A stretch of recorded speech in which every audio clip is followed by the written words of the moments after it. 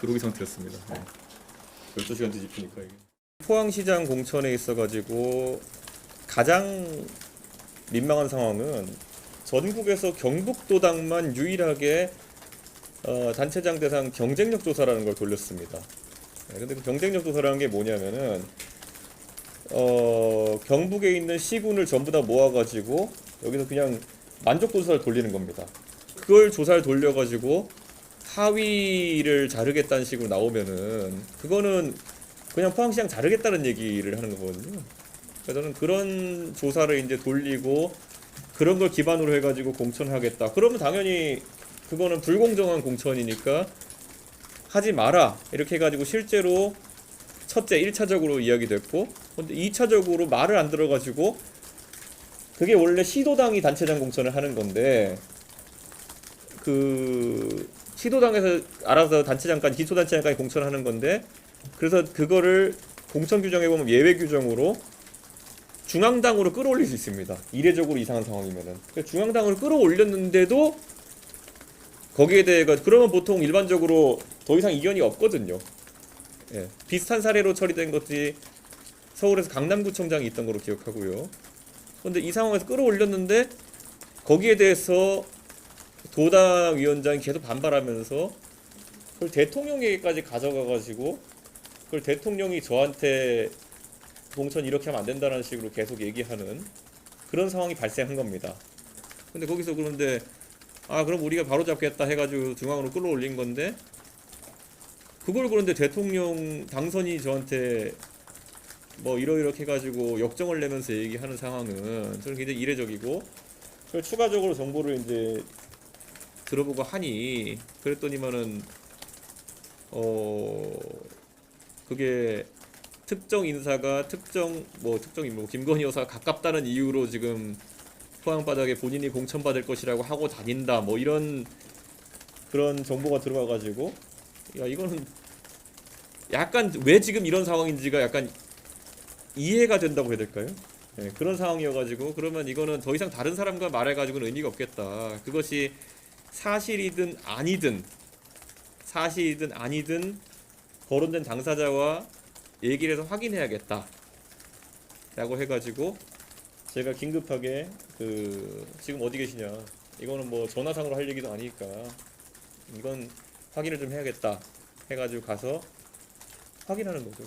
네. 사실 뭐 다른 지역도 여러 얘기가 지금 뭐 나오고 있지만은 정말 뭐 제가 어제 이제 이런 지역 같은 걸 밝히지 않으려 했던 거는 사실 이거는 중앙에 있는 정치를 하면서 그 당선인과 이런 사람들이 또 도당위원장 이런 사람들이 잘못된 생각으로 이렇게 저지른 거지 지역에 계신 주민들이나 아니면은 포항 시민들이나 아니면은 지금 당선돼서 열심히 일하고 있는 삼성시장, 이강도 시장 같은 경우에는 이런 자세한 내막을 알지도 못했을 거고 그리고 또 이런 부분은 뭐 아는 것도 적절하지 않다는 생각했습니다.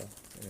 그게 뭐 사실 알려지는 것이 사실 그 당시에 당에 있던 사람들한테 부끄러운 일이고 예. 사실 뭐 제가 늘상 얘기했죠. 오빠가 사고 친 게 한두 개겠습니까? 예.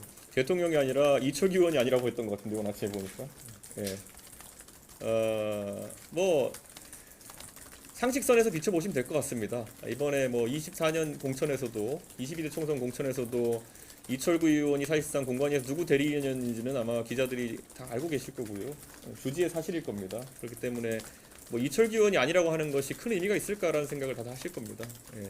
이철구 의원이 맞다고 하겠어요? 예. 대통령이 자기 입으로 하면 아니라고 말씀해 보시길 저는 기대합니다. 인정 안 하겠죠. 인정을 하면은 그거는 대형 사고인데. 예. 그런데 이렇게 보시면 됩니다. 왜 당 대표는 그 당시에 내가 다 권한을 가진 사안인데 대통령한테 그런 전화를 받아가지고 다시 확인해가지고 이 사태가 심각치 않다 그래가지고 아크로비스타에 가서 직접 만나야겠다는 판단까지 하게 되었을까? 네. 그 외에도 보면은 이번에 뭐 공교롭게 또 지역이 나왔지만은 강서구 청장 선거 같은 경우에는 왜 그러면은 또 그거는 저한테 전화로 무슨 이런 대통령이 얘기를 하게 되었을까? 지난 공천에서는 결국에는 그런 구조였다는 것을 아마 언론인들이나 국민들이 이제 이해할 수 있을 것이다. 이렇게 생각합니다. 예.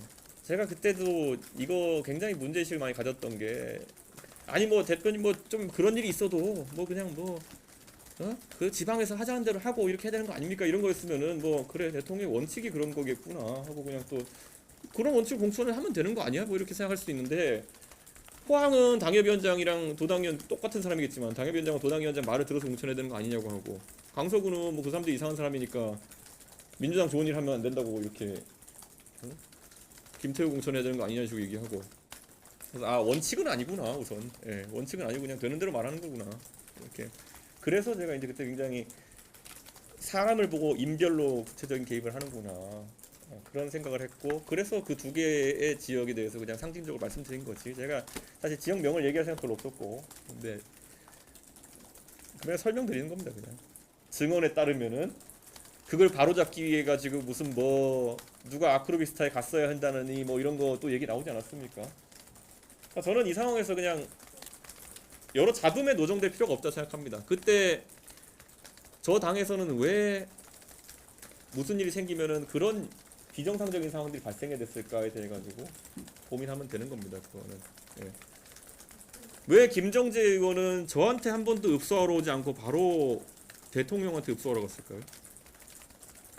원래 도당위원장이 당에 있어가지고 공천에 있어가지고 바로 잡아야 될 일이 있으면은 당대표를 찾아와가지고, 아니 대표님 공관위원장이 그때, 왜냐면 형식적으로는 중앙당 공관위가 그 이제 공천을 관장하게 되는 거니까, 포항시장 공천을 본인이 경북도당 위원장이자 포항의 의원으로서 아니 대표님 그 정진석이 이상한 짓을 합니다 이렇게 해서 저한테 와야 되는 거 아닙니까?